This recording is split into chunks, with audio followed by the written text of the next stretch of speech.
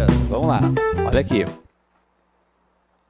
Afirmam-se que ele virá. Se eu perguntar que é que se afirma, a resposta é que ele virá. Está aqui a resposta. E daí? E daí que isso aqui é o teu sujeito. Agora nota, pergunta.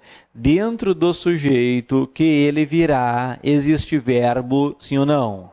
Isso, o verbo vir. Se dentro do sujeito há verbo, qual é o nome do sujeito? Isso, oracional, sujeito oracional.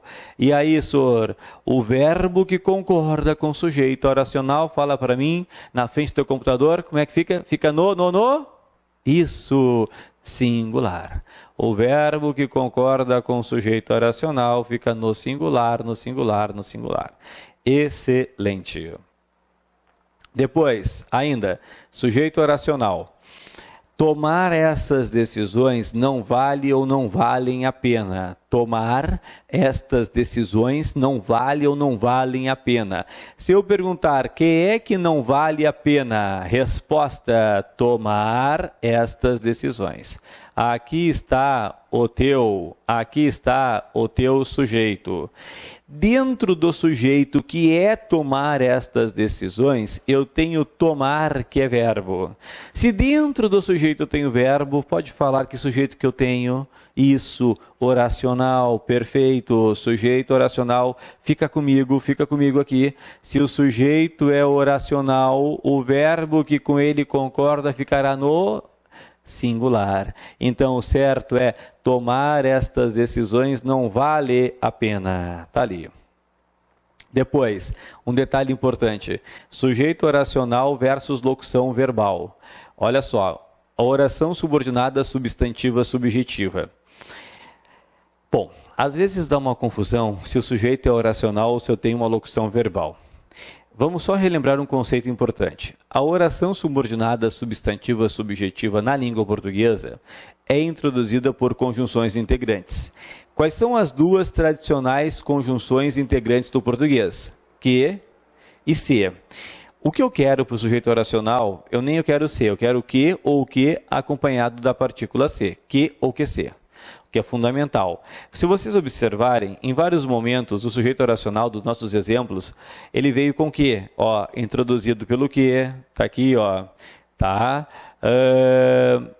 Agora, observa aqui, ó, deixa eu voltar, aqui, que e que se. Então, o que ocorre?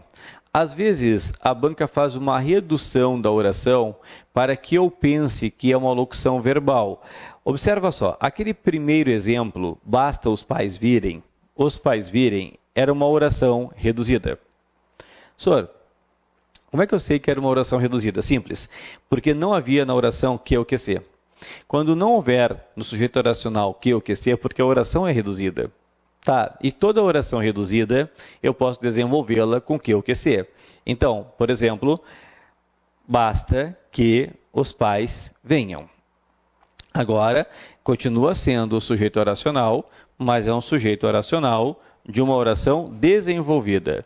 Então, no português, eu posso ter a oração reduzida e a desenvolvida. A reduzida, em termos de sujeito oracional, é uma reduzida de infinitivo. Por exemplo, basta estudar a matéria. Estudar a matéria é uma reduzida. Quando eu quiser desenvolvê-la, eu sempre vou desenvolvê-la usando o que? Usando o que? O que se. Basta estudar a matéria, desenvolve. Basta que se estude a matéria. Cabe fazer os temas. Cabe fazer os temas. Que é que cabe fazer os temas? Sujeito oracional de uma oração reduzida. Fazer. Agora vamos desenvolvê-la. Sempre desenvolve com o que se. Então, basta ou cabe que se façam os temas. Claro, nós estamos entrando aqui em termos de português numa das matérias mais aprofundadas, eu não tenho dúvidas em relação a isso. Orações desenvolvidas e orações reduzidas para saber sujeito oracional. Mas a minha dica é muito simples. Sempre que eu quiser desenvolver uma oração, eu vou desenvolvê-la colocando que ou que se. Que ou que se. Convém falar a verdade. Falar a verdade é sujeito oracional de convém. Olha só, como é que eu sei? Porque falar a verdade é uma oração reduzida. Como é que eu vou desenvolvê-la? Colocando QC. Convém que você fale a verdade. Tudo bem? Eu sei que é um pouco mais aprofundado, mas é importante que eu saiba.